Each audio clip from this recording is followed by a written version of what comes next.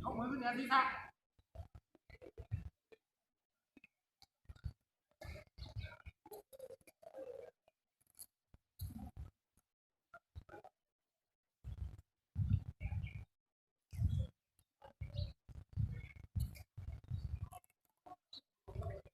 ยังมีผู้ใดอยู่ในรถอีกหรือไม่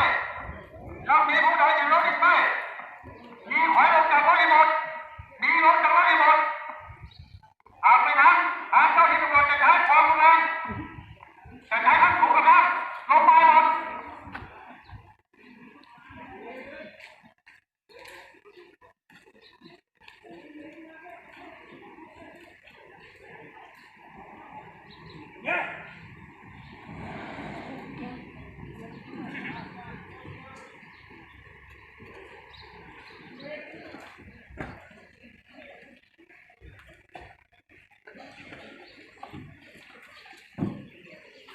ไปค่ะ